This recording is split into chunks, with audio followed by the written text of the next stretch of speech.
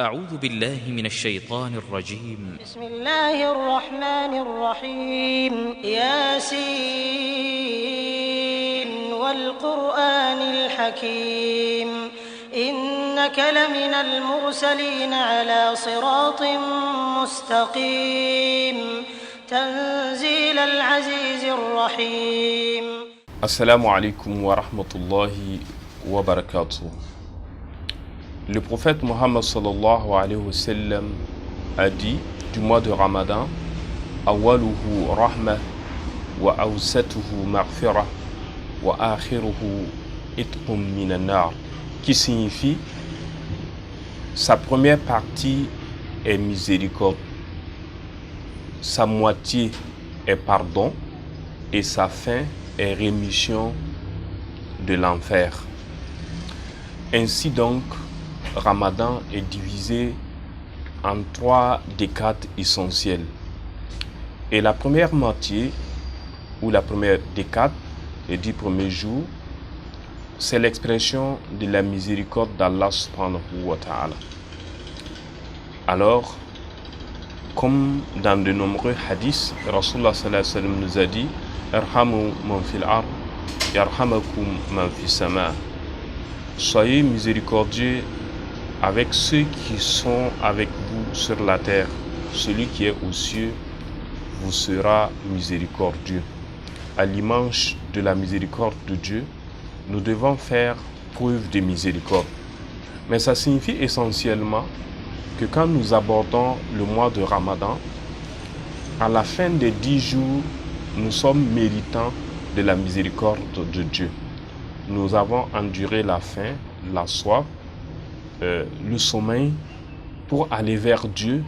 Alors Dieu se fait miséricordieux. Il est compatissant. Il nous regarde de sa main et de son regard de miséricorde. La seconde période, ou la deuxième période, c'est le moment où Allah subhanahu wa ta'ala nous pardonne nos péchés. Parce que c'est ça aussi le Ramadan, faire pénitence et demander pardon.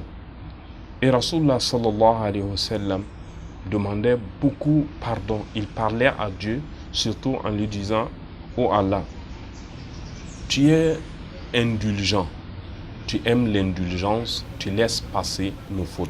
Donc c'est le moment où Allah subhanahu wa ta'ala exprime sa miséricorde et son pardon. Et Rasulullah sallallahu alayhi wa sallam nous dit que quand cette période arrive, il y a un certain nombre de personnes qu'Allah subhanahu wa ta'ala pardonne chaque jour, à chaque coucher du soleil et à chaque lever du soleil.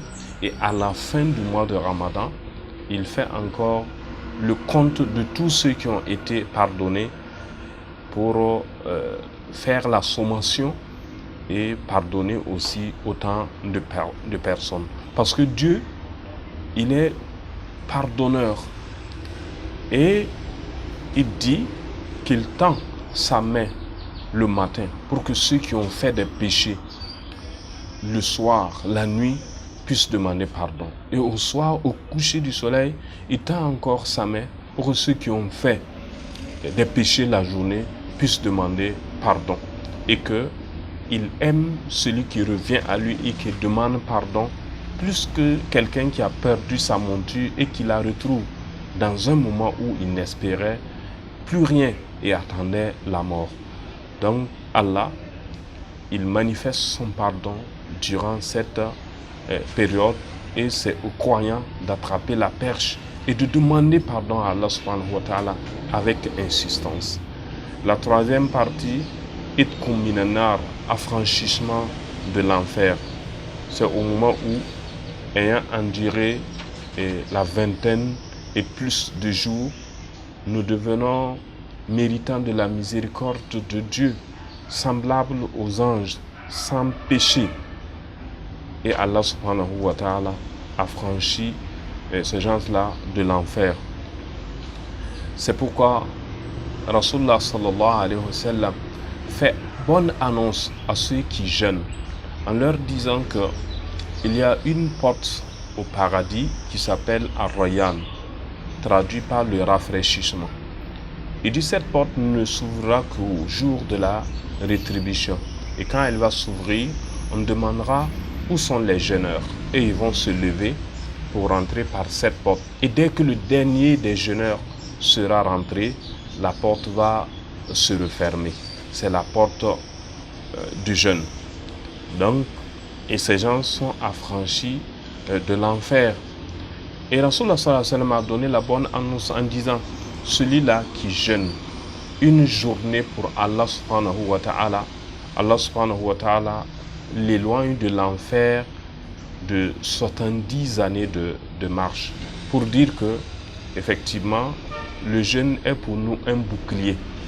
Un bouclier qui nous protège nous-mêmes de nos mauvaises actions, puisque ça cultive la conscience de la présence divine à chaque instant de la journée, du matin au soir, dans chacun de nos actes.